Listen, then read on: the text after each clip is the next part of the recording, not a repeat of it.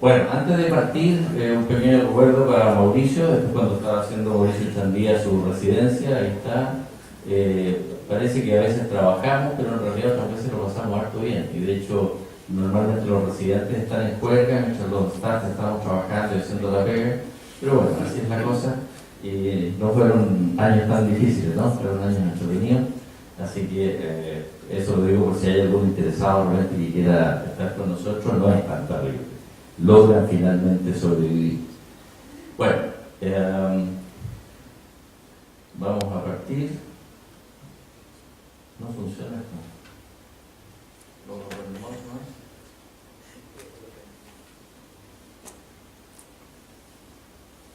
¿no? ¿A dónde punto? Ahí, no, sí. Eso. Bueno. Un pequeño comentario inicial. Si lo que pretenden como expectativa de esta charla es aprender de leucemia y quedar claro de qué son y cómo se tratan, váyanse, porque van a quedar con cefalea, van a quedar con dolor de cabeza. ¿Y por qué? Porque es una enfermedad compleja y la verdad es que hacer una charla de 45 minutos de una enfermedad tan compleja es muy difícil. Así que vamos a dar algunos trends para tratar de entender un poquito dónde estamos y para dónde vamos. Bueno, y lo primero es tratar de posicionar la enfermedad. Este es un mapa como conceptual de las causas de muerte en un país como Estados Unidos, que tiene en general buenas estadísticas, igual que los países, sobre todo de Europa del Norte. Y si ustedes se fijan, el cáncer broncopulmonar sigue siendo la causa más importante de muerte por cáncer. 1 de cada 3 o 1 de cada 4 muertes por cáncer son en cáncer pulmonar. Se estima que este año la Sociedad Americana del Cáncer contra el Cáncer estima que alrededor de 400 y algo mil cánceres pulmonares van a haber, y más o menos un número como la mitad de eso va a morir durante el año 2019. Y leucemia es mucho menos frecuente. Para que se hagan una idea, alrededor de una persona de cada 15 va a tener un cáncer de pulmón en su vida. En cambio, las leucemias, más o menos un 0,5% de la población, máximo 1%, va a tener algún tipo de leucemia en la vida, mucho menos frecuente. Sin embargo, si ustedes se fijan, como causa de muerte no está tan abajo, y un 5% de las causas de muerte por cáncer son por leucemia.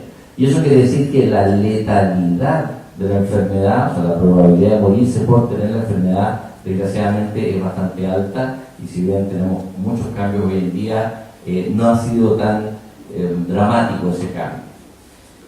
Causas, bueno, como en todos los tumores, hay probablemente la conjunción de múltiples causas en una persona susceptible, y la verdad es que en la mayor parte de los pacientes que uno ve no logra encontrar un factor de estos que están mencionados acá, cosas clásicas como la exposición a benceno o las mismas quimioterapias. Cuando nosotros damos agentes antineoplásicos, muchos de ellos tienen por su mecanismo de acción la posibilidad de ser mutágenos a futuro, y sabemos que hay fármacos como el topoisomerasa o los alquilantes que se asocian a ciertos tipos de tumores más adelante, es decir, y la radiación, etc. Hay muchos factores que pueden estar involucrados, pero que obviamente necesitan un huésped susceptible.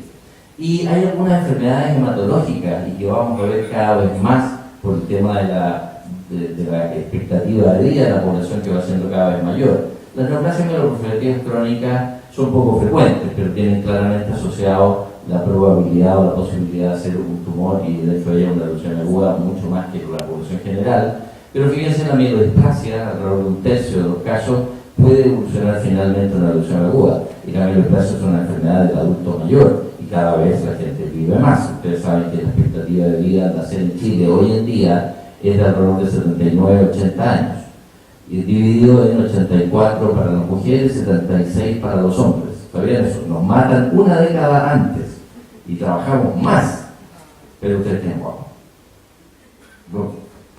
Y bueno, hay algunas cosas raras como esta que también se asocian. En el fondo hay múltiples causas, no hay la causa de la leucemia, como no hay la causa del cáncer, y por lo tanto no va a haber el tratamiento para el cáncer, la cura para el cáncer. A mí me da risa cuando escucho eso habitualmente de origen periodístico, y dice, este tipo no cacha nada, porque la causa del cáncer no existe, existen muchas. Bueno, epidemiológicamente los dos tipos de leucemia aguda más frecuentes, la linfoblástica y la mieloblástica, tienen un patrón totalmente distinto de presentación. Ustedes saben que las leucemias linfoblásticas agudas se pueden dar a cualquier edad, pero el pico de incidencia está entre los 2 y los 10 años aproximadamente, y después hay una curva que es más bien plana y aumenta un poquito en la tercera edad. En cambio, la leucemia mieloblástica, que es a la que nos vamos a referir, es bastante menos frecuente en la edad infantil y de adultos jóvenes o de adolescentes, y empieza a aumentar, pero tiene un quiebre en la tercera edad en forma muy importante. Si ustedes se fijan, los pacientes sobre 70 o 75 años, las estadísticas pueden llegar a ser de 15 a 20 por 100.000 habitantes años, aumenta en forma muy importante. Y esto se da en las distintas estadísticas que miremos. Este es un estudio en Suecia, y se fijan cómo la curva está hacia la derecha en el grupo etario, y de hecho la mediana en este estudio era de 68 años a la presentación de una leucemia mieloblástica aguda, tomándolas todas en conjunto. O el NIH en Estados Unidos, también ustedes ven la curva, y los pacientes mayores representan más o menos el 60% de los casos. O sea, es una enfermedad en general del adulto mayor, y por eso es muy relevante cuando hablemos de este tipo de patologías en los pacientes mayores, porque además cada vez vemos que los adultos mayores ya no hay tercera edad, ya hay cuarta y casi quinta edad, y la gente en realidad vive cada vez mejor. Desde el punto de vista del conocimiento biológico, en la leucemia nos han enseñado hartas cosas, pero nos han dejado todavía más interrogantes, nos siguen dejando todavía más interrogantes.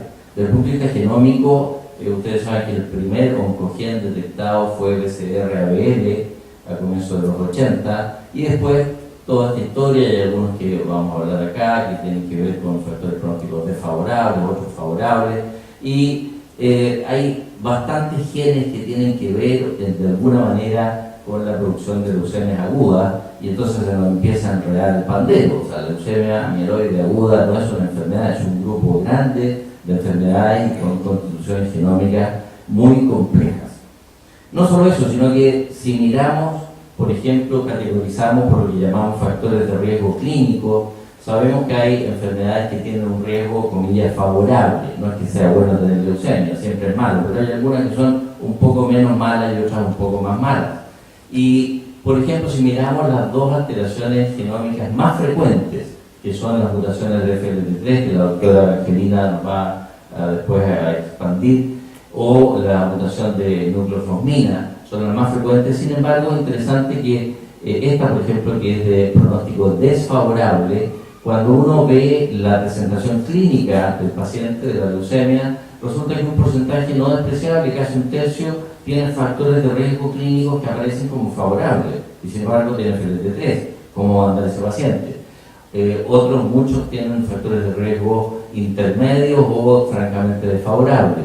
Pero si miramos también nucleofosmina, cuya mutación es favorable, no desfavorable, efectivamente más o menos la mitad de los pacientes tienen un comportamiento clínico que sugiere que la enfermedad va a ser favorable, pero hay otros en que no.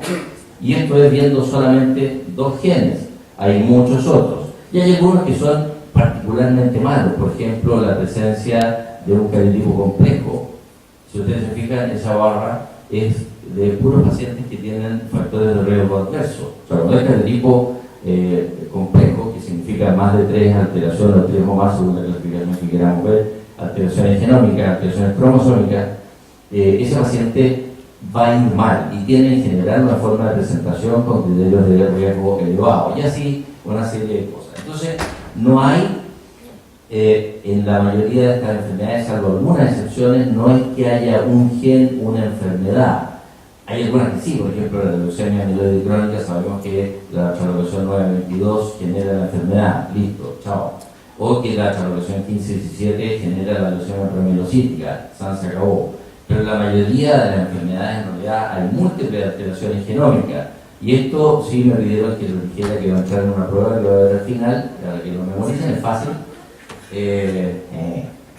Bueno, y aquí lo que están viendo es que más encima hay mezclas de, y entonces de repente uno tiene pacientes que tienen teóricamente un riesgo favorable, como es la translocación 15-17, una leucemia que se llama promielocítica, que hoy es la leucemia más tratable y más curable independiente del grupo etario. Tiene 90 años y puede curarse con una probabilidad de sobre el 80-85%. Y insisto, independiente de la edad. Y por lo tanto es favorable, nos alegra. Mira, qué bueno, es una leucemia promielocítica. Sí, claro, pero dentro de ellas hay algunas que también tienen, por ejemplo, FLT3 mutado. Y a lo mejor no le va a ir tan bien. No le va a ir nada tan bien. O nucleofosmina, que cuando está mutado ocurre más o menos el 30% de las enfermedades. En general le va bien, pero hay un porcentaje de ellos que tiene esta y otras mutaciones de mal pronóstico. Lo que quiero decir en el fondo es que... Wow.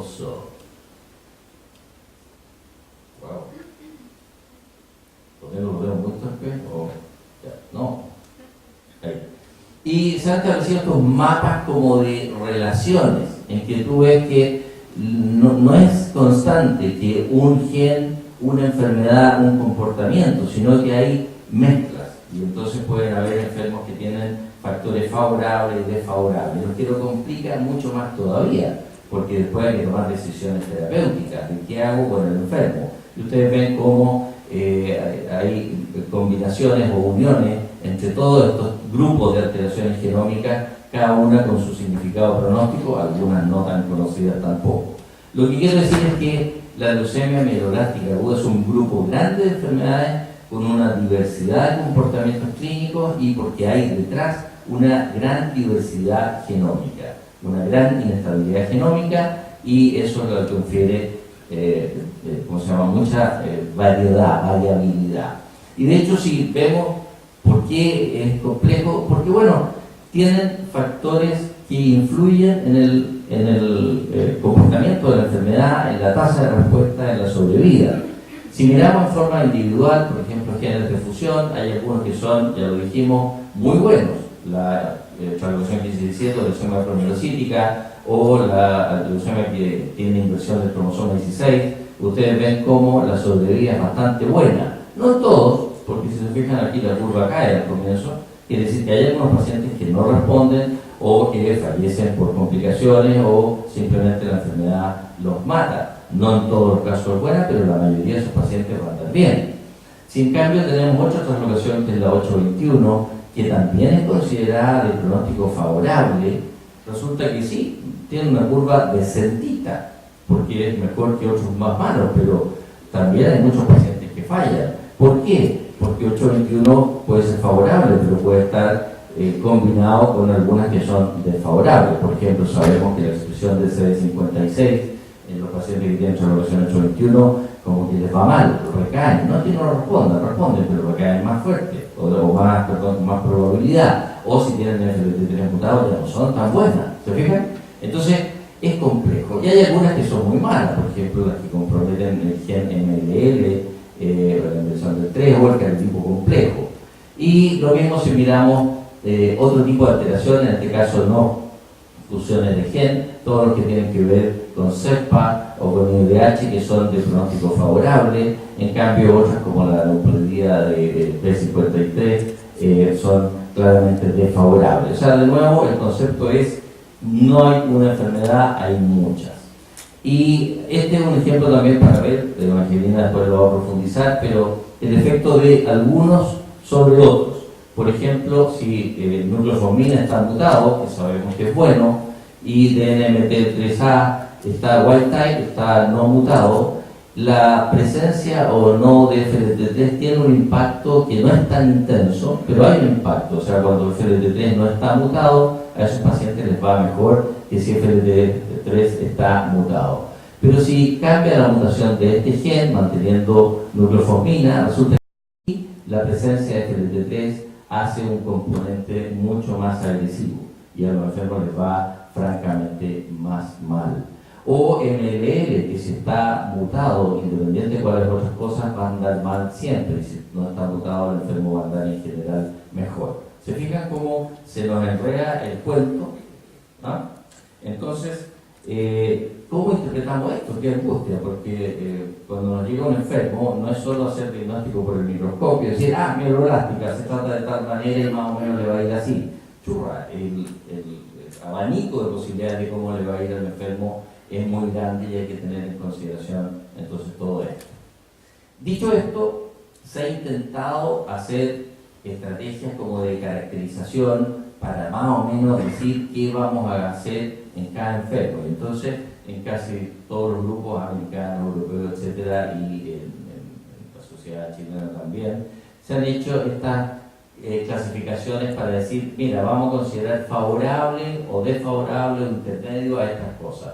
Y entonces los favorables sabemos que son los 8-21, la inversión del 16, la translocación 15-17, y cuando está el gen en el nucleofosmina mutado sin FLT3 mutado, por ejemplo. Y son muy malos cuando hay, por ejemplo, cariotipo complejo, cuando hay alteraciones de MLL, etc. Y son intermedios, el jamón del sándwich, por ejemplo, cuando el nucleofosmina está mutado, que es bueno, pero tiene una alta presencia de FLT3 mutado, y así. Entonces, tratamos hoy en día de caracterizar un poquito cómo va a ser la enfermedad, porque va a tener incidencia en el tratamiento. Los pacientes que son de riesgo favorable los vamos a tratar en forma un poquito menos intensa, con quimioterapia convencional y punto. En cambio, los pacientes que tienen genotipo desfavorable, en general sabemos que la quimioterapia tiene que ser la primera etapa del tratamiento, pero tiene que ser seguido si queremos lograr tasas de curación razonables de una terapia más agresiva, como es el trasplante alogénico, o sea, de otra persona que sea compatible, vamos a hablar al final de eso, para poder tener una tasa de curación razonable. Y por supuesto el jamón del sándwich es más difícil de decidir, en algunos casos uno lo lleva a trasplante de inmediato, en otros no, y espera la segunda recaída, o sea, la segunda remisión, etc. Pero da que pensar, ¿no es cierto? Por eso es un bonito el emoticón ahí, da que pensar porque es algo complejo. Volvamos un minuto al tema de la demografía. La incidencia, ya les dije, que va aumentando por la edad, y la mediana es entre los 65 y los 70 años en casi todos los lugares. Importa sí, por ejemplo, la guía chilena del PANDA dicen o sugieren tratamientos hasta los 60 años. No es que no traten a ninguno sobre los 60, pero ya se hace más difícil, o sea, hay que evaluar más casos, o sea, más situaciones, más argumentos. Pero fíjense que la mediana es 68, o sea, más del 60% o 65% de los pacientes teóricamente caerían sobre la edad en que en Chile se pone como un límite, entre comillas, ¿no? Insisto, depende mucho del servicio, etcétera, pero si ustedes leen la guía PANDA, dice 60 años. Interesante, ¿no? En nuestro estudio, el estudio chiquitito que publicamos de 4 años con 63 pacientes, tuvimos una edad un poquito menor, pero una N relativamente chico, y era de pacientes de 59 años. Ahora, ¿por qué digo esto? Porque aquí hay mucha gente joven y probablemente sus padres tienen menor que esa edad, y a lo mejor tienen un abuelo de esa edad. Pero resulta que hoy en día 70 años no es un viejito, como era antes. Cuando yo era chico, 70 años era un dinosaurio. Ahora no, porque la carrera del maratón del líder de repente lo pasa uno soplado, un tipo que dice en la camiseta por detrás, dice soy hipertenso, soy diabético y voy delante tuyo. Y tengo 72 años, ¿sí o no? O sea que esto de la tercera edad, churra, hoy en día no es lo mismo que antes. Entonces, no estamos hablando de gente vieja, ¿ya? Pero claro, hay algunos factores, esto está súper locativo, algunos factores que son importantes. Si miramos estadísticamente, las personas mayores obviamente empiezan a apuntar morbilidades, comorbilidades, ¿no es cierto? Y entonces la reunión, ya cuando uno tiene de 50 para arriba, uno de los temas es cuántas pastillas tomáis, ¿no es cierto? Para la hipertensión, para la dislipidemia, para el pelo verde, para no sé qué. Pastillas azules no, esas dicen que no sirven. La atorvastatina azul, ¿no? Bueno, pero claro, empiezan a contar cosas. Por lo tanto, si uno mira cómo es la estructura del ECOG, o sea, de cómo está el paciente en condiciones generales, la gente joven, la mayoría está en ECOG 0 o ECOG 1, pero a medida que avanza la edad empiezan a aparecer con más frecuencia ECOG 2, 3 y 4. O sea, los pacientes son más frágiles, son más enfermos. Pero además de eso, si miramos todo este enredo genómico, nos damos cuenta que además a mayor edad empiezan a aumentar los criterios de riesgo genético desfavorable. O sea, la enfermedad que rabia es además más jodida, perdón la expresión. Es una enfermedad más difícil, más agresiva en un paciente que en promedio empieza a ser más frágil. ¿Okay? Y por eso que en muchos lugares se pone un límite de edad más o menos usado, pero que va cambiando y hay que tener la mirada de cambio. Claro, si miramos esto como ejemplo, alteraciones que son desfavorables como estas de acá, ustedes ven claramente que los pacientes mayores empiezan a aumentar la frecuencia y puede ser 3 o 4 veces más probable tener alteraciones de alto riesgo en la gente mayor que en la gente más joven. En cambio, al revés, las alteraciones de buen pronóstico, por ejemplo, la 821, se fijan que va disminuyendo la probabilidad a mayor edad. O sea, sí, efectivamente son más malas las leucemias a mayor edad. Y además hay otra cosa que se ha visto mucho en cáncer en estudios más recientes, y es que además el sistema inmune, que es el que el Tatita Dios nos hizo para protegernos de los virus, de las bacterias, pero también de células tumorales. Sabemos por el análisis matemático que estamos constantemente generando células con potencial maligno. Sin embargo, el sistema inmune es capaz de pesquisarlas y detenerlas, ¿de acuerdo? El único error del sistema inmune es que no generó ningún fenómeno antisuegra, pero es un detalle que puede ser más social. Los que se perdieron tienen suegra, los caché. Bueno, y el sistema inmune se va echando a perder también. Hay ahora el concepto de inmunosenescencia y sabemos por distintos datos, que no voy a entrar en profundidad por tiempo, que tanto la línea humoral, los linfocitos T, la actividad celular como la mediada por células NK, la fagocitosis por estos dos tipos de células, etcétera, van cambiando y disminuyendo sus capacidades a medida que la persona se envejece. O sea, tenemos enfermedades más malas, gente con más comorbilidad y un sistema inmune que se nos empieza a apachurrar. ¿De acuerdo? Por lo tanto, todos los factores son desfavorables. Y claro, eso incide en que la tasa de respuesta es menor. Si uno mira esta, no recuerdo esta serie, pero si uno mira los pacientes menores de 65 años, porque tengo de 56, que no incluye los adultos más jóvenes, vemos que las tasas de revisión completa son, al menos esta serie no es muy alta, pero son claramente superiores que a mayor edad. La tasa de enfermedad resistente primaria no es muy distinta, fíjense qué interesante. Sin embargo, las medianas de supervivencia van cambiando mucho por la tasa de respuesta, pero además porque muchos pacientes se mueren además por las comorbilidades. Porque claro, una neumonía, una neutropenia febril en alguien de 35 años es mucho más tolerable y menos posible que el paciente se muera si le apoyo correctamente que uno de 75, en que se puede morir muchísimo más fácil porque es más frágil. Recordemos que la influenza, que para mucha gente es un resfrío un poquito más potente, mata gente. Y no mata a los de 35, algunos sí, pero mata a la gente mayor. Y es una infección viral. O una simple neumonía adquirida en la comunidad. ¿Cuál es la causa de muerte más frecuente en el adulto mayor? Neumonía. Tengan lo que tengan o no tengan nada de base. ¿Se fijan? ¿Por qué? Por todos estos fenómenos. Entonces, claro, en el adulto mayor la leucemia aguda es aún peor. Eso además para mostrar las tasas de mortalidad precoz por tratamiento. Pero interesante de todas maneras rescatar algo, y para eso venía todo el comentario, y no es menor, ¿eh? Porque la leucemia aguda es una enfermedad del adulto mayor, así que hay que enfocarlo con esa mirada.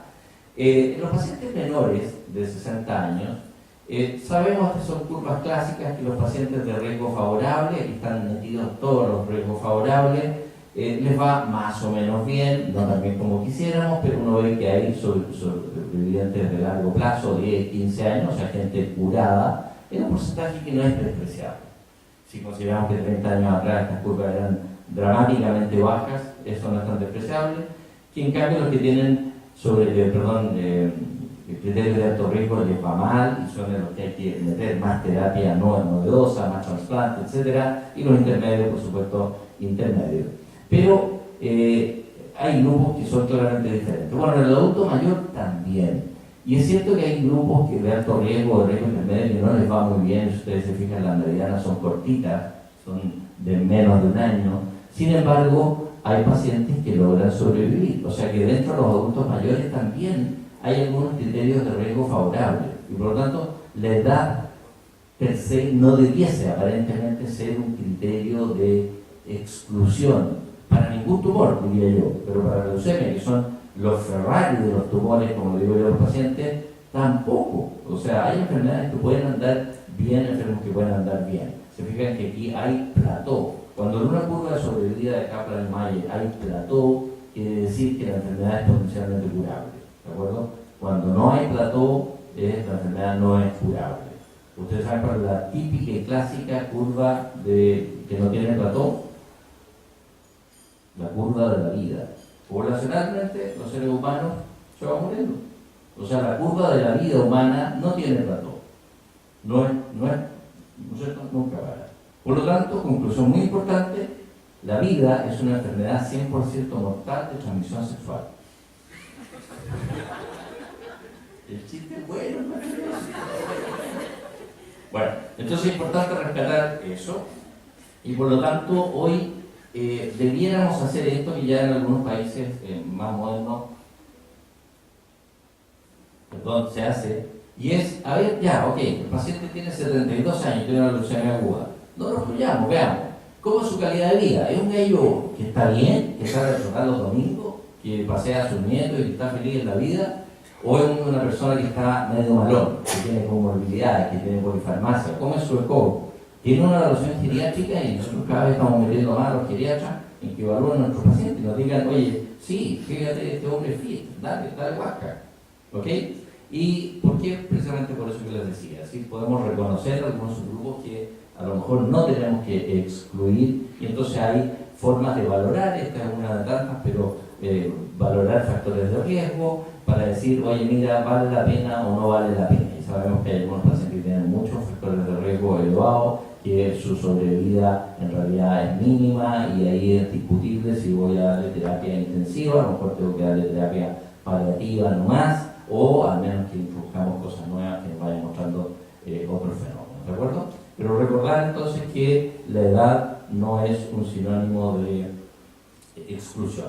Y esto es un algoritmo sencillito, sacando de resúmenes, ¿no es cierto? Y podríamos decir que hay personas que son frágiles, que no deberíamos tratar, que son muy frágiles, y en cambio hay otros que sí pueden ser fit y que son bastante más mayores de lo que uno podría estar acostumbrado hasta ahora, 75 años. Si uno mira las guías clínicas del PANDA 60, wow, son 15 años de diferencia, pero esto incluiría ya un porcentaje importante de los pacientes a tratar. La Sociedad Chilena de Hematología también ha adoptado esto y ha propuesto una valorización también parecida. En esto ha trabajado muchísimo la doctora Paola Aravena, que está sentada por ahí. ¿Dónde está ahí? Ella fue parte importante de la formación de estas guías de la leucemia aguda de la sociedad nuestra, y también ve criterios que llamamos de riesgo favorable, intermedio, desfavorable, para considerar esto, y también considera a los pacientes de menos de 60 años con determinados tratamientos, pero no excluye a los mayores de 60 años si es que no tiene comorbilidad, performance status, o sea, un poco recogiendo de nuevo esto mismo que acabo de decir. Así que nosotros como sociedad apoyamos este fenómeno. Y este es un algoritmo que también está en la guía clínica de la sociedad, que dice, bueno, los pacientes jóvenes de huasca nomás, del tratamiento como corresponde, y si el riesgo es favorable, complete de varias quimioterapias. Si el riesgo en cambio es desfavorable, considere el trasplante de médula ósea. Si el riesgo intermedio, las dos opciones que son posibles. Si el paciente no le va bien, también llévelo al trasplante después de una quimioterapia de reinducción.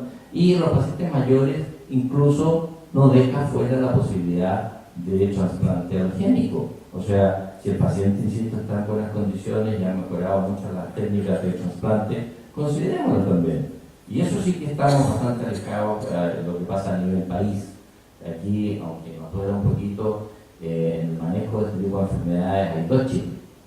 El Chile con ISAPRE, en que el GES cubre independiente de la edad, y el Chile sin ISAPRE, en que es un poquito distinto, y por ejemplo el trasplante halogénico en Chile tiene un tope de edad que hasta ahora ha sido 40 años y que ahora sube a 45, va a subir, pero 45, el trasplante hoy en día en el mundo se hace si el paciente es fit, halogénico estoy hablando, no autólogo ya vamos los 100 años, no sé, pero halogénico es mucho más alto que eso, si el paciente está en buenas condiciones y es fit y tiene 65 años, upa chalupa, ¿de acuerdo?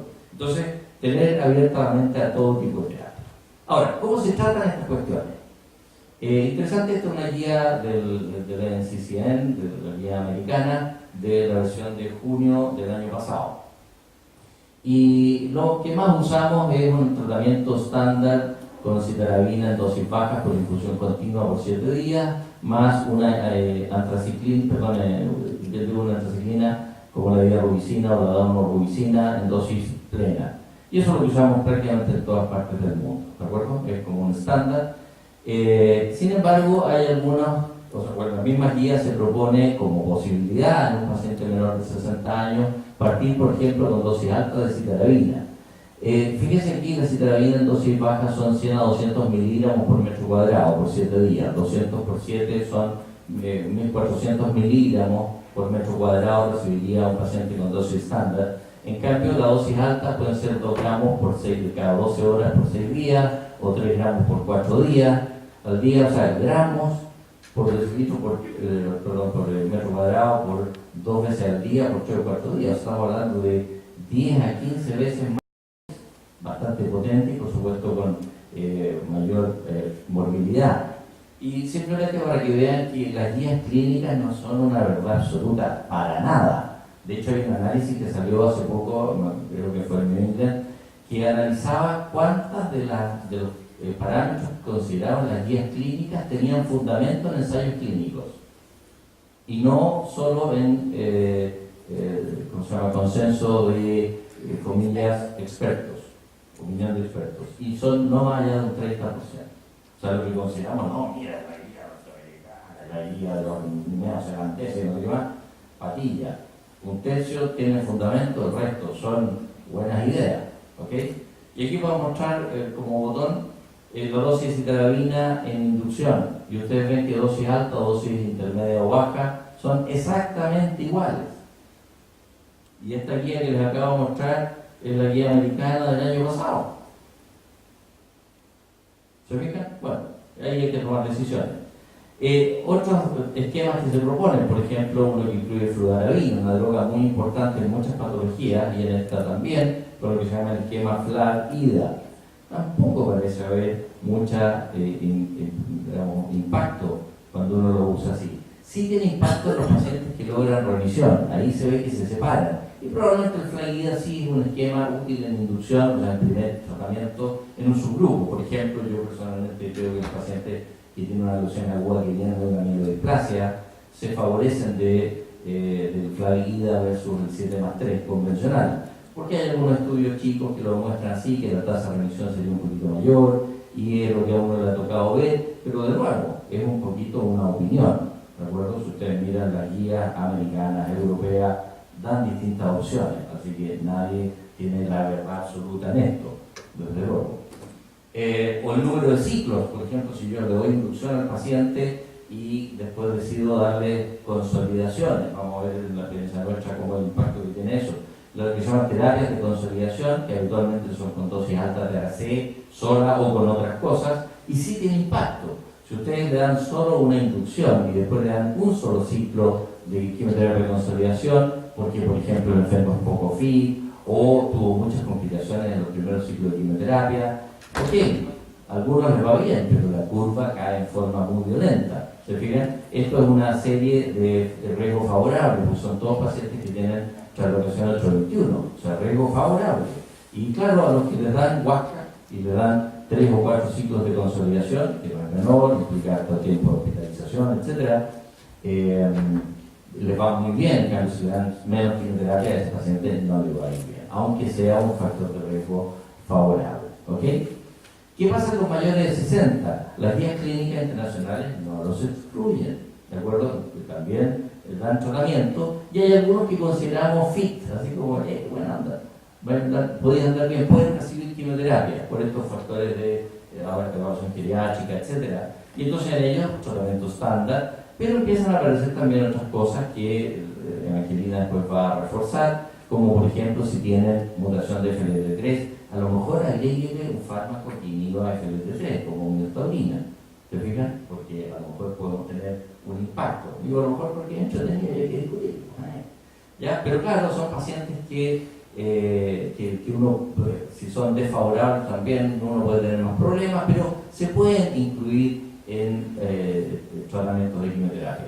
Si en cambio el paciente ya no es candidato, bueno, démosle un tratamiento que sea acorde a eso, no le hagamos daño, hagamos best support, o sea, transfusión, tratamiento antibiótico que dure hidroxiurea para bajar un poco la carga de lacto y esperar a lo que dure, o a lo mejor darle algunas terapias que son menos invasivas, por ejemplo los hipometilantes como la azacitidina o la decitabina, que son drogas que lo que hacen es que sacan grupos metilo de genes que están apagados por hiperventilación, cosa que ocurre mucho en leucemias, pero también muy fundamentalmente en mielodisplasia de alto grado, y logran que un tercio de esos pacientes ande bien al menos por un tiempo. Entonces, bueno, hay otras cosas que pueden hacerse y vamos a ver al final una cosa súper interesante y muy nueva. Bueno, ¿cómo nos va en Chile? Los datos del sistema público yo no los tengo o tengo parcialmente, por lo tanto no los voy a comentar. Mauricio a lo mejor después podría comentar algo de eso. Y nosotros tenemos el pecado de que no siempre publicamos lo que hacemos porque estamos ocupados de trabajo y todo, pero hay que tratar de hacerlo. Esto es un pecado y todos los grupos de trabajo debieran mostrarlo. Esto es un esquema que cuando Mónica Fuentes estaba haciendo la especialidad con nosotros, se publicó que de un par de años de evaluación en 63 pacientes y veíamos que esos pacientes eran considerados algunos para quimioterapia y otros que en realidad no para quimioterapia. Si ustedes se fijan, la mediana de edad de los pacientes que recibieron quimioterapia era 53, pero hubo pacientes hasta 81 años y los que no recibían quimioterapia, la mayoría era porque tenían comorbilidades, pero además eran mayores, o sea, es como bien obvio y es obviamente muy significativa la diferencia. Y los de riesgo, según criterio de riesgo, en los pacientes jóvenes había un porcentaje importante de riesgo intermedio.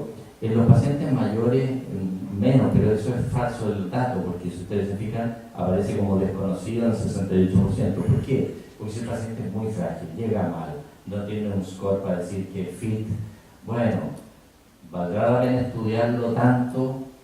No sé, yo creo que sí. ¿Por qué? Porque lo que les mostré recién, en algún texto de ellos vamos a encontrar factores de riesgo favorable y a lo mejor sí hay que pensar en estudiarlos todos para seleccionar aquellos que pueden ser tratables. Pero bueno, estos son datos nuestros, tal cual, y eso se lo aprovecho a mostrar. Interesante, entonces, la mayoría de ellos recibió el esquema clásico 7+3. Esto es un dato técnico, pero la dosis me parece influir mucho. La dosis ideal es cercana a 90 miligramos por metro cuadrado o 12 de hidrarubicina por metro cuadrado. Y hay varios estudios que muestran que cuando uno da dosis menores, la probabilidad de respuesta es menor. En este caso, los pacientes que recibieron dosis de daunorubicina adecuada tuvieron tasas de remisión completa mayores que los pacientes que recibieron en general menos de 90, significa en general entre 45 y 60 miligramos por metro cuadrado. O sea que efectivamente hay que darles duro con la daunorubicina o la hidrarubicina. Interesante que como consolidación antes se usaba mucho combinar también mitosantrona en el esquema HAM. La mitosantrona, igual que todas las antraciclinas, la doxorubicina, la hidrarubicina, la mitosantrona, pueden dañar el corazón, en hacer una toxicidad cardíaca acumulada. Y sin embargo, después se demostró que en realidad no tiene mayor utilidad y lo importante es la dosis alta de citarabina en el tratamiento de consolidación. Y ustedes ven cómo esos pacientes logran una sobrevida a 3 años que es bastante buena, con una mediana de alrededor de 24 meses. Interesante que de los pacientes que fallecen, la mitad es por leucemia, o sea, por recidiva de la leucemia, y la otra mitad es por fenómenos infecciosos, o sea, es muy importante la terapia de soporte, ¿de acuerdo? De esos pacientes, que eran 2 de los pacientes mayores que recibieron solo azacitidina, fueron muy pocos, les fue mal. Nosotros estaban muertos los 2 antes del año, en realidad. Así que mediana de 7 meses solo con azacitidina. Estos son los resultados globales, la sobrevida global, la sobrevida libre de recaída, con una mediana de 31 meses. Y interesante esto, los pacientes que recibían quimioterapia entonces tenían esa mediana sobrevida, pero los pacientes que no recibían quimioterapia, ¡boom!, o sea, se mueren rápido.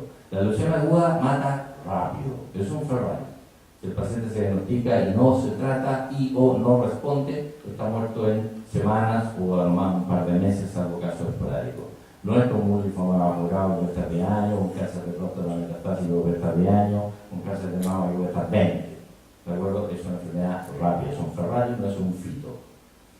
¿De acuerdo? Los fitos, bueno, y es interesante que en nosotros también se da la lógica, es bueno saber que lo que se publica también parece que nos va igual, y los pacientes que tienen factores de riesgo genéticos, citogenéticos favorables les va bien, los intermedios les va intermedio, y los que son desconocidos o riesgo alto les va mal. Acuérdense que los desconocidos, muchos de ellos fueron los que no se trataron, entonces es esperable que les vaya mal también. ¿Ok? Y cuando hacen el estudio multivariante, y esto ayer se lo mencioné cuando por ahí hablé de enfermedad mínima residual, esto se repite en todos los trabajos grandes, este chiquitito, pero en todos los trabajos grandes lo muestro porque creo que es interesante que veamos nuestra realidad, que los que tienen mayor impacto como criterio de riesgo son el riesgo citogenético, lo que vimos al principio que no es nada de fácil de evaluar, el lograr remisión completa, desde luego, si la enfermedad responde es porque es sensible, o por lo menos parcialmente sensible, o algunos de sus subclones sensibles, y el que reciba consolidación, o sea, darle duro, consolidación con quimioterapia intensiva o con trasplante de médula ósea también, ¿de acuerdo? Pero claramente tenemos que mejorar. En este grupo, desde luego, porque aquí estamos casi partiendo de cero. En este grupo, tratar de mejorar y sobre todo disminuir las mortalidades a corto plazo, en la parte inicial de la inducción del tratamiento. Pero los de riesgo intermedio claramente es un desafío. Hay que tener unas estrategias ahí, como mayor número de trasplantes o fármacos nuevos, dentro de los que vamos a conversar. Y he hablado varias veces de trasplante. En las leucemias agudas, el trasplante alogénico, interesante, al final les voy a mostrar una utilidad de autólogo, parece interesante algunas cosillas. El trasplante alogénico, o sea, de un donante compatible, es parte integral del tratamiento, parte absolutamente integral.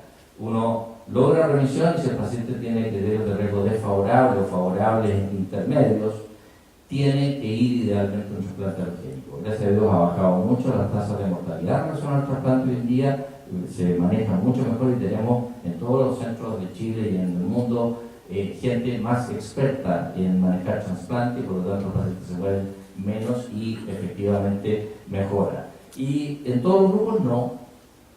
Los que son de riesgo citogenético bajo, el trasplante no aporta. Por eso que en los que ponía como riesgo favorable es quimioterapia solamente. En los que tienen riesgo alto es donde tiene claramente más impacto. O sea, los pacientes con riesgo favorable, desfavorable, independiente de cuál sea el tipo de riesgo desfavorable, pero que lo definimos por esas escalas grandes que les mostré, esos pacientes se benefician claramente del trasplante alogénico. No es que lo transforme en una enfermedad fantástica y que el 80% de los pacientes mejore, porque sigue siendo una curva que aquí está bajo el 50%. Sin embargo, si usted lo compara con los pacientes tratados solo con quimioterapia, es diferente. O sea que el trasplante tiene que ir claramente. En los de riesgo intermedio, depende, porque además los estudios tienen sesgos. En algunos casos, por ejemplo, los estudios hacen trasplante alogénico en los que de riesgo intermedio si es que tienen un donante full match.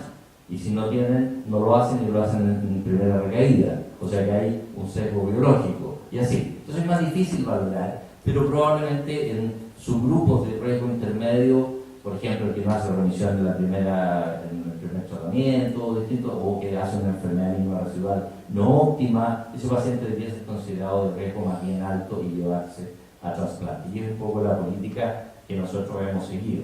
Ahora, el trasplante, ustedes habrán escuchado algo, bueno, esto perdón, es lo mismo que son ¿cómo se llama? Estudios de varios estudios metaanálisis, y como ven que favorece fundamentalmente a los de riesgo alto o intermedio por sobre los de riesgo bajo. Ahora, el trasplante tiene un problemilla, y antiguamente la probabilidad de que alguien tuviese un donante compatible era del orden del 25%, 25 a 30%.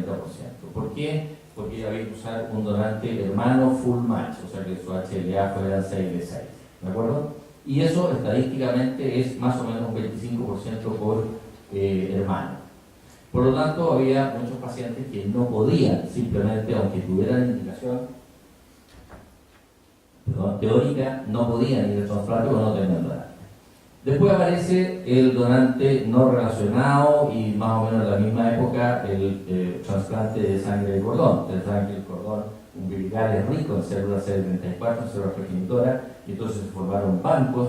El primer banco mundial de cordón umbilical lo hizo Pablo Rubinstein en Nueva York, que es un chileno, y que fue el primero que formó el primer y más grande banco de cordón. Y se usó mucho en niños, por supuesto, y en adultos también. Y se empezó a usar de a 2 cordones que fueran compatibles, al final terminaba siendo uno de ellos, y bastante bien. Y el donante no emparentado, que es cualquier persona del mundo que por azar tiene un HLA idéntico, y entonces se lo ubica y va a ser de datos y se puede traer. Pero tiene un problemilla. La sangre de cordón cuesta en Chile $50.000 más o menos, por unidad. Y el donante no emparentado, dos problemas. Los mismos $50.000 o $60.000, pero además la data que está en las bases de datos es de algunos HLA y hay que completar. Entonces hay que ubicar a la persona, pedirle el estudio, que se haga, ¿verdad? Y en total toma 3, 4 o 5 meses ubicarlo. O sea, es caro y requiere tiempo. Y las leucemias no dan tiempo. Un paciente puede estar en remisión y si sus factores de riesgo son desfavorables, recae a la tercera semana. O sea que tenemos un problema ahí. Y por lo tanto, muchos pacientes terminaban no trasplantándose. A veces pasaba que en la espera el paciente recaía y ya dejaba de tener indicación. ¿De acuerdo? Porque los trasplantes con enfermedad activa son más bien de salvataje y algunos se salvan. Nosotros tenemos un par de casos, pero la mayoría no. ¿De acuerdo? Incluso hay el protocolo Bridge, que se llama, que uno le da quimioterapia, por ejemplo, con clofazimina, droga barata de 30 millones de pesos, lo que nos ocupa en el almuerzo más o menos. Y al día 15, si no tiene blasto, lo trasplanto. Claro, al día 15 nunca tiene un blasto, porque está anaplásico. ¿De acuerdo? O sea, en el fondo es hacer un trasplante así. Ya, echémosle para adelante. Porque son casos que si no se trasplantan se mueren, por lo tanto son de salvataje y un porcentaje de los pacientes anda. Tenemos un par de pacientes así. Pero aparece después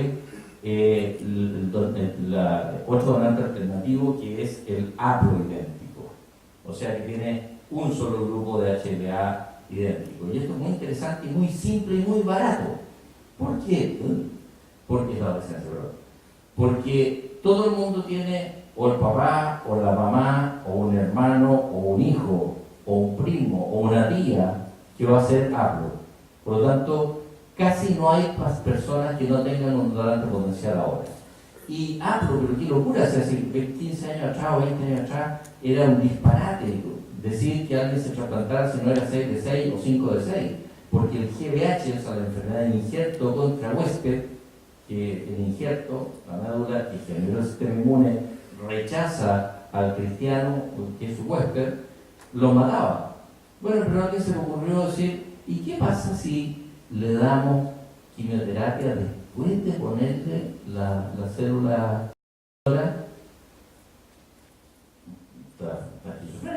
¿cómo va a matar la célula 74? No.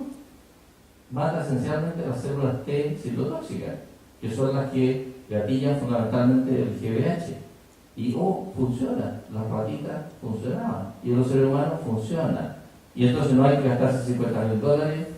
El estudio no cuesta nada, sacarlo vale lo que vale la féresis, se puede hacer en caliente, ni siquiera hay que ir reservando, porque el paciente está al lado del donante, y es barato y funciona. Y se hace con ciclofosfamida, que vale 3 chauchas y media. Por lo tanto, hoy día el trasplante alogénico no debiese ser un problema. Obviamente al principio los riesgos de mortalidad y complicaciones eran mayores, pero hoy en día hay estudios grandes, no voy a entrar en el detalle, pero estudios grandes que muestran que el haplo es exactamente igual que el halo full match convencional. ¿De acuerdo? Por lo tanto, hoy en día el trasplante ya no tiene mucha excusa el no hacerlo. Esta es nuestra experiencia. El grupo de trasplante lo inició en Chile Thomas Wall, Thomas Walter, el hospital militar. Me parece que el primero fue el año 87, 88, por ahí se hicieron 3, obviamente en condiciones que nadie sabía mucho, pero creo que es una historia de los últimos años nada más. Donald Thomas, que es el que inició los trasplantes en el mundo y que tuvo un premio Nobel, por eso estuvo de visita hace unos años atrás. Me acuerdo muy bien porque yo era jefe de departamento y entonces lo invitamos a un restaurante muy caro y pagué yo, y lo costó muy caro, y después no me devolvió nada. Así que todavía no me acabo, no me acuerdo, el caballero era simpático. Y el grupo de la Católica empezó con Pancho Barriga, que lo mencioné ayer, que es un oncólogo pediátrico, y después se sumó rápidamente el grupo de adultos, y tenemos, bueno, en Seattle trasplantan, no sé, 800 pacientes al año, una cosa así, una brutalidad. Nosotros tenemos alrededor de 600 en toda la historia nuestra, pero para la realidad chilena es bastante interesante y obviamente ha ido aumentando en el último tiempo. En este momento tenemos 2 personas dedicadas casi full time a trasplante, uno de ellos que es el jefe del servicio, es un colombiano, doctora, muy bueno, y que se llama Mauricio Sarmiento, y que ha sido muy activo en esto. Otros que han estado en nuestro grupo, como Pablo Ramírez también, y bueno, en Chile hay grupos muy importantes, en la Santa María, en la Clínica del Conde, en la Clínica Alemana, nosotros, el BUPA está empezando ya, etcétera, y que están armados, y en el sistema público también ha ido creciendo de forma muy importante, y ya en el Hospital Salvador y también en algunos hospitales como Valdivia, esperamos que acá también pronto hacen no solo oncólogos, sino que algo ya, o sea que en Chile también es una realidad que quizás el sistema público tiene que crecer un poco más, pero que es una realidad real. Y miren qué interesante porque, bueno, muchos son autólogos para pacientes con mieloma o linfoma, y las leucemias son fundamentalmente con halo, pero tenemos pacientes con cordón, con donantes no relacionados, pero fíjense la barra de los haplos como en los últimos años ha ido aumentando en forma muy significativa, y hoy en día yo diría que por lo menos la mitad de los pacientes que nosotros trasplantamos por leucemia aguda son con donante haplo. Esa es la curva de sobrevida global desde el año 2000 ahora, interesante, pacientes todos de riesgo alto, un paciente con trasplante es de riesgo alto siempre. ¿Okay? Y esto está en una publicación que acaban de ser aprobada en la revista de terapia celular trasplante brasileña, y estamos contentos, y que muestra precisamente que en nuestras manos, en la Católica, en Chile, local, los haplos andan igual que los halos. Les voy a mostrar muy rápido las cifras.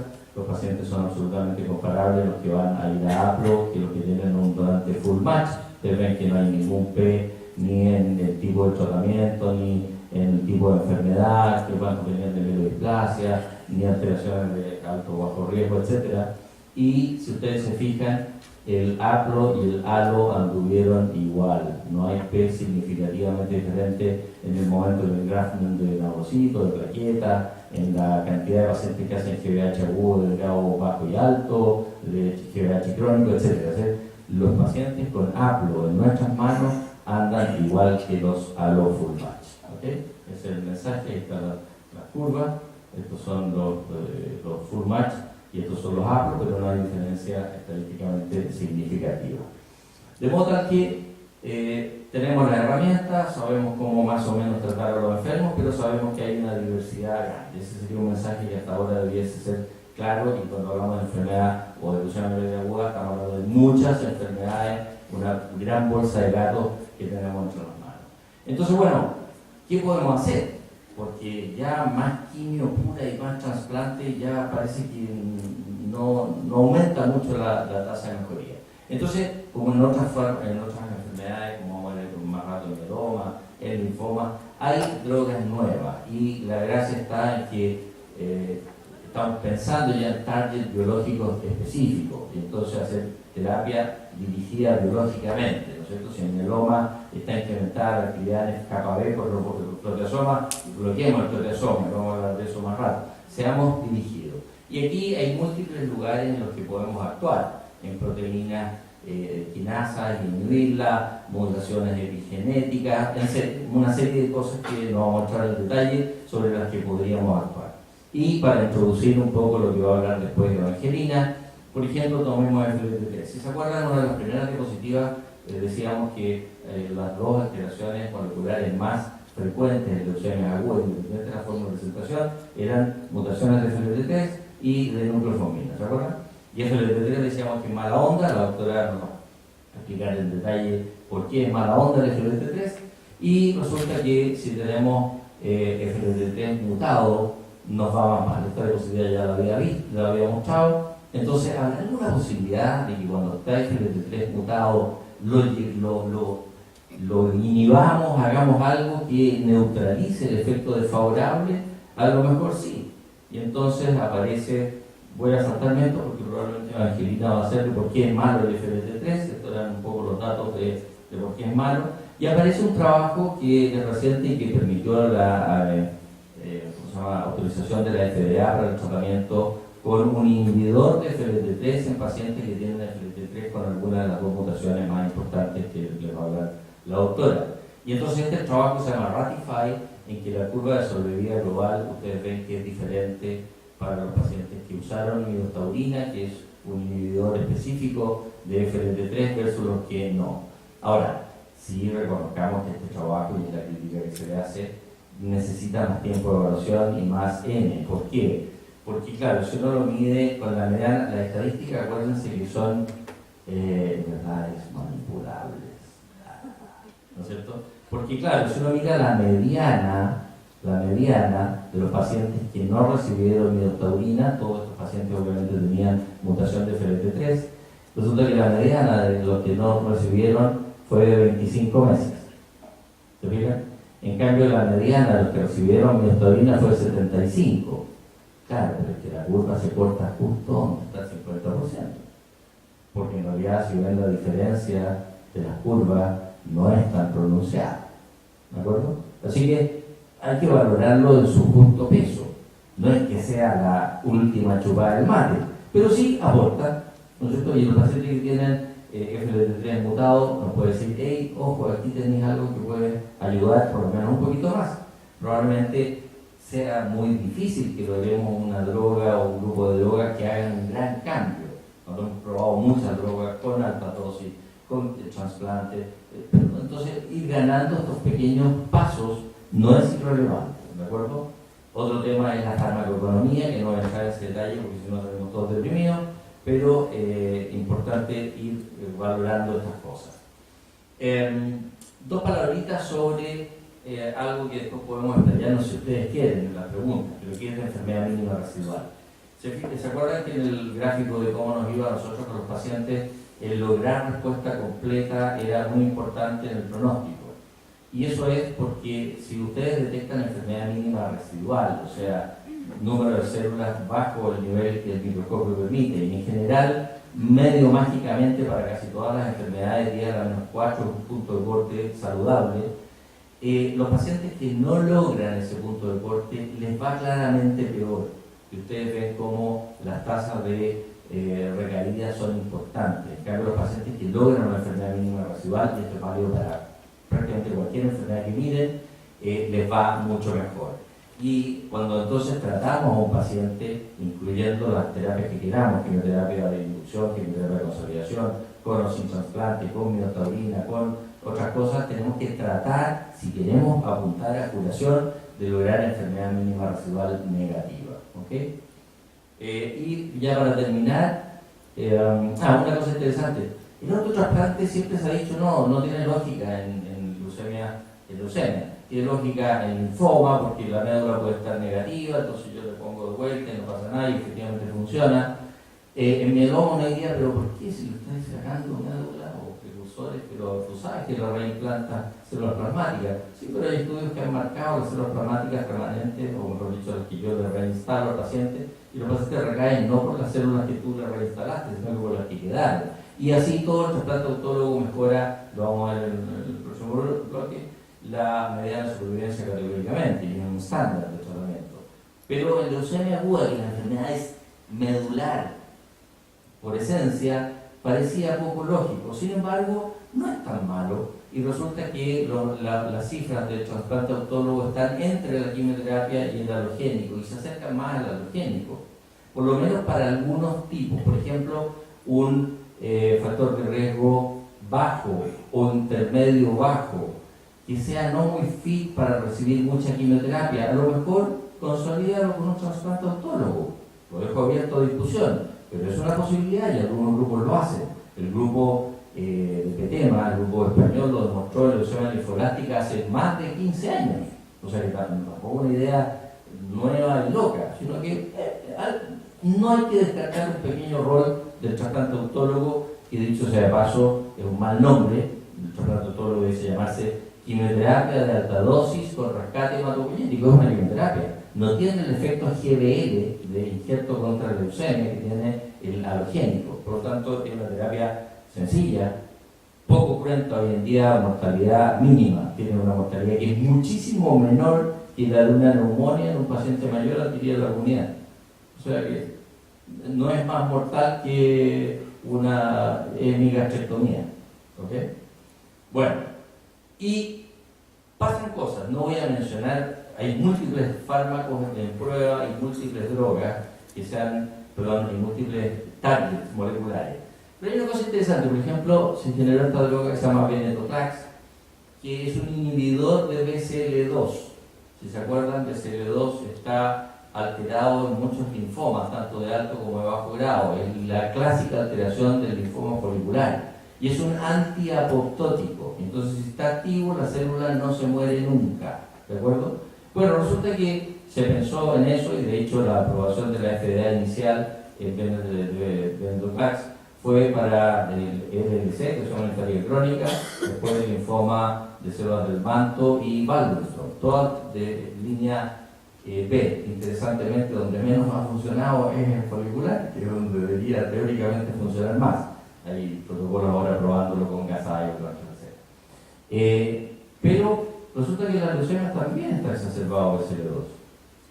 Entonces, a ver, ¿qué pasa si en alguien que es no fit para tratamiento le damos venetoclax con azacitidina o decitabina, o un hipometilante que es de manejo ambulatorio, lo cual es más o menos caro, pero que tiene poca toxicidad, muy manejable, y lo que pasa es que solo tiene una respuesta que no es muy buena? Entonces, bueno, se hizo un estudio con una mediana de edad de 74 años, o sea, pacientes todos mayores, con signos por lo menos, o sea, por supuesto, de pronóstico desfavorable, y si se fijan, el 67% de los pacientes logra una respuesta o completa a nivel medular, pero sin recuperación total de los parámetros de sangre periférica, o sea, mejoría, pero no total, de anemia, trombopenia, etcétera, pero remisión completa. Pero fíjense, 70%. Eso es más que lo que en una población de adultos mayores logran de remisión con quimioterapia intensiva. Y una terapia ambulatoria, el venetoclax es oral y muy bien tolerado. No por el bolsillo, pero sí por la guata, ¿de acuerdo? Entonces, la FDA rápidamente aprueba la combinación de venetoclax con hipometilantes, tanto ASA como decitabina, para pacientes que son con leucemia mieloide no fit para un tratamiento de quimioterapia. Interesante. La ISAPRE está muy contenta con nosotros porque le estamos metiendo más pacientes con drogas más caras, pero bueno. Y fíjense que esta es nuestra experiencia humilde pero interesante en poquito tiempo. Esta aprobación fue en febrero o marzo, o sea, ahorita. Y entonces tratamos a varios pacientes por donación del laboratorio, por régimen compasivo. Ustedes saben cuando un fármaco no está aprobado en el país, pero ya está aprobado por la FDA o la EMA, el laboratorio te lo puede pasar con esto que se llama régimen compasivo. Y entonces pacientes que tratamos, uno tenía enfermedad refractaria. Esta es una paciente mía de 39 años que se trató hace 3 años y medio, estábamos felices, ya estaba curada teóricamente, era una paciente de riesgo estándar que no tuvo o sea, de riesgo intermedio, con glufosmina no mutado y FLT3 no mutado, cariotipos normal, y con respuesta a la primera quimioterapia parcial y requirió una reinducción. Y no la llevamos a trasplante porque su único hermano compatible tiene un problema neurológico y ella prefirió no hacerlo. y recayó a los 3 años y medio. Las lesiones mieloblásticas en general recaen pronto.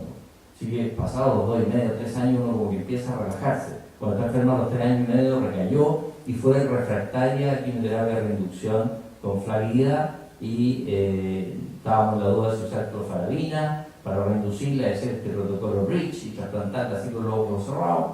Pero apareció esto y entonces nos donaron y en 3 meses hizo remisión completa, la llevamos a trasplante y ahora está post trasplante reciente. Está bien, la remisión completa, toquemos madera, esperemos que ande bien, el chiquillo joven, muy amorosa. Pero tenemos otros que no eran candidatos por enfermedad refractaria o por FIT, y fíjense, remisión completa, remisión completa, remisión completa, remisión completa. 4 de nuestros pacientes inicial, remisión completa, y este que fue el primer paciente que UNISAPRE lo autorizó, que era una paciente mía, que estaba con dependencia transfusional, todavía no logra remisión completa, pero ya no necesita transfusión. Wow, son pocos enfermos, pero en todos nos ha ido bien. O sea, wow, uno piensa, capaz que de aquí para adelante se demuestre y ya no empieza a hacer 7+3, estoy aquí en etapa esquizofrénica, y le doy a todos los pacientes venetoclax azacitidina y después los lleva a trasplante. ¿Por qué no?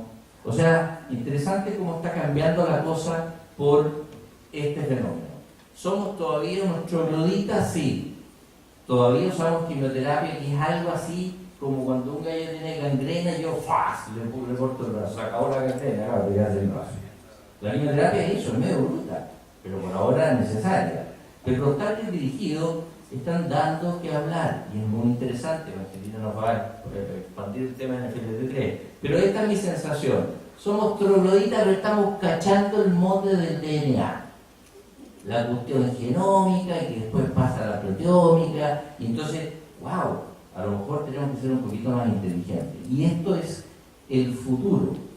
Y ya es un presente. Si ustedes miran en cáncer en general, hoy en día todos los fármacos nuevos, por desgracia con muy alto costo, porque hay mucha investigación detrás y hay mucho interés obviamente económico de las industrias, pero los fármacos ahora ya no hay interés en desarrollar quimioterápicos, al concepto antiguo de inhibición de ciclo celular, así como de Chico Lajote, sino que moléculas específicas que son importantes en determinadas enfermedades. Y esto es lo que está cambiando recién la historia del cáncer.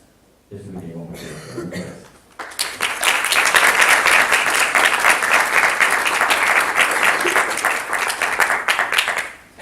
No sé si hay tiempo de preguntas o interés, o gente despierta como para que se vaya. Sí, Angelina. Mauricio, cuando mostraste la tabla de ustedes de cómo cambió la frecuencia de trasplante halogénico no relacionado por apoyo.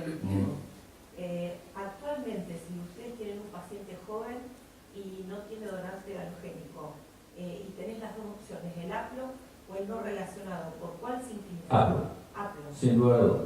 El no relacionado tiene el problema que mencioné del tiempo, del timing, que la leucemia no te da tiempo, y del costo, porque además los sistemas de seguro en Chile, la ISAPRE, dicho sea paso, la ISAPRE cubre el 18 al 20% de la población, el 80% es, como digo yo, ISAPRE alemana, FONASA. No cubre el injerto, o sea, en los casos que cubre el trasplante, pero no el injerto. Y la gente no tiene plata de injerto, pero además eso. Entonces, nosotros ya no hacemos más relacionados, no hacemos más cordón.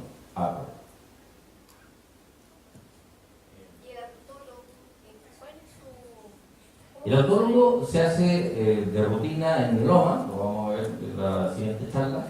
En mieloma es rutina, es parte del state of the art desde el año 95. En linfomas en segunda remisión, no en primera remisión, está demostrado que no es útil y no aporta en primera remisión, y esos son los dos settings más importantes del autólogo.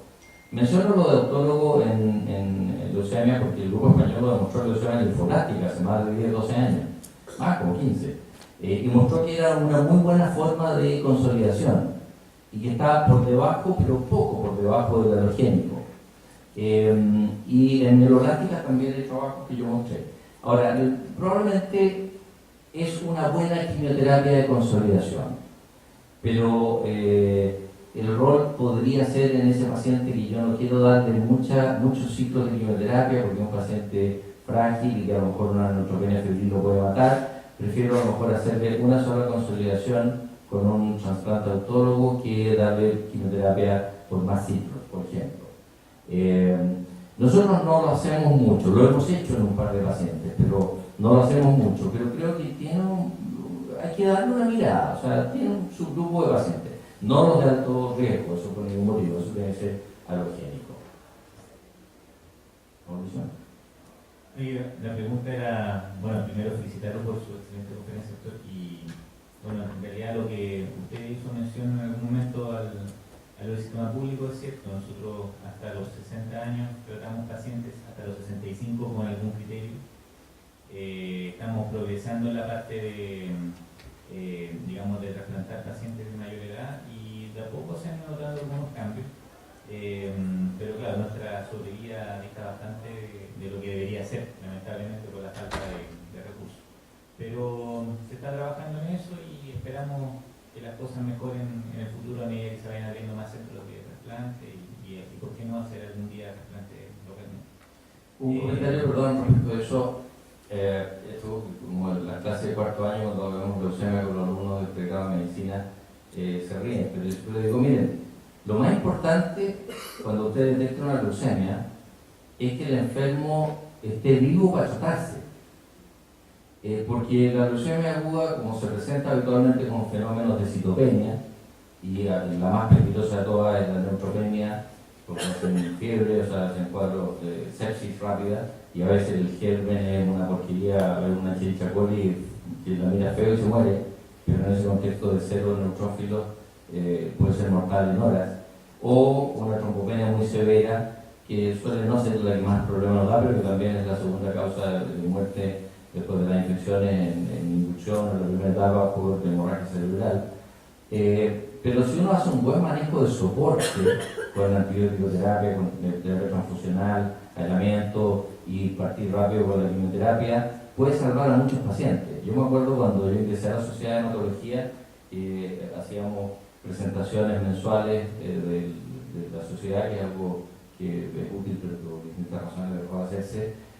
Un grupo mostró su experiencia sobre la mortalidad de neutropenia febril, un hospital de Santiago importante, y era dramática.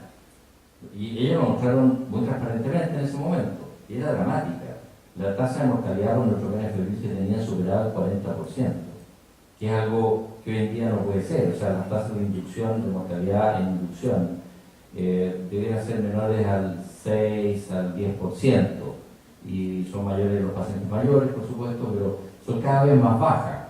Entonces, si uno tiene un buen manejo de soporte, ya salvaste o ya le diste la opción a muchos pacientes que se mejoren. Si ustedes se fijaron en una de las cifras que yo mostré en los gráficos, veíamos que la tasa de refractariedad entre jóvenes y mayores no era tan diferente, sino que la diferencia son dos: la tasa de remisión completa, que es menor en los pacientes mayores con más riesgo de mejorar, pero la tasa de mortalidad en inducción es mayor. Entonces, si uno hace mejor manejo de soporte, va a llegar con el paciente vivo a que empiece el tratamiento y tienes alguna opción. Y ahí hay un tema que se debe trabajar muy importante, porque implica no solo el hematólogo, sino el equipo de medicina interna, de enfermería, de tecnología, que estén todos activos, que se manejen de forma muy agresiva al paciente en soporte.